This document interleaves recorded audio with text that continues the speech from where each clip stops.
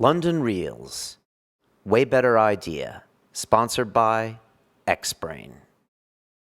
What's the first thing you do when you get into work in the morning? Check your email, right? Wrong. I took a tip from Tim Ferriss, former guest on London Reel, and I'm now following the information diet. You see, when someone sends you a message on Facebook, email, or even Twitter, it's their agenda for your time. And what you need to focus on is your agenda. So I stay off the email and the messaging systems until 12 noon every day. And instead, I write that proposal that I need to, I make that phone call, or worst case, I compose an email, but I do it offline. That way, you can get the most done with your day and not just continually be reactive to those who are demanding your time. That's today's Way Better Idea, brought to you by the folks at Xbrain.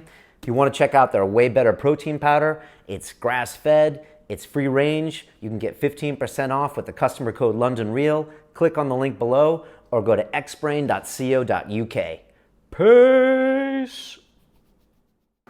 I'm going to be writing and researching a lot for the next 2 years. I am also writing a sequel to Fingerprints of the Gods, and this takes me back into the realm of non-fiction, and that's provisionally called Magicians of the Gods.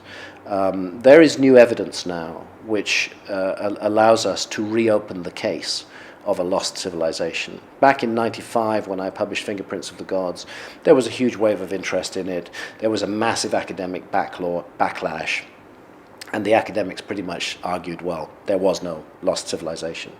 What's happened since then is a huge amount of compelling new evidence has come out which strongly supports the notion that we have forgotten a whole gigantic episode in the human story and pins the date down very clearly to between 12,000 and 13,000 years ago. 12,900 years ago, the Earth was hit by a comet.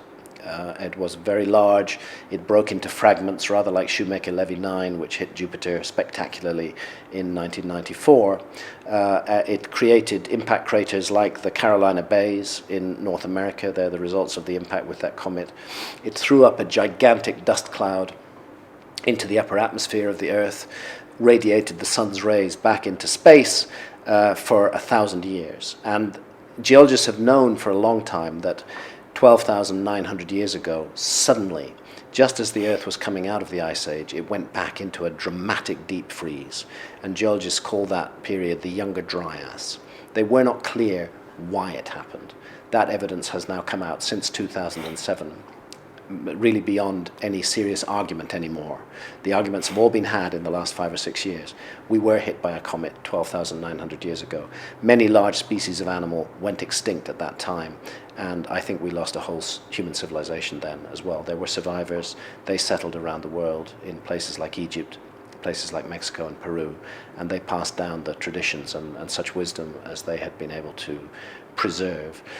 So it's new evidence of that caliber and much, much more to do with certain archaeological sites around the world, which have persuaded me that it's time to really complete the story that I began with Fingerprints of the Gods. And you have a huge fan base for your nonfiction work. Yes, there's a very large fan base for the nonfiction work. I mean, Fingerprints of the Gods sold approximately 5 million copies around the world. That's 5 million people who are interested in the subject.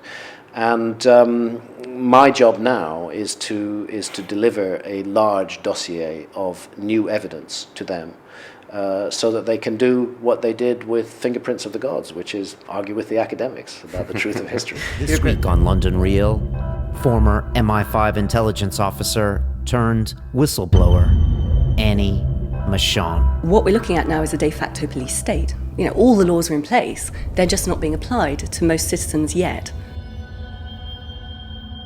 I think it's not a case of having anything to hide, it's having a case that I have a right to privacy, and I can't guarantee my government will uphold that right, therefore I need to take the steps to do it. She talks NSA whistleblower Edward Snowden.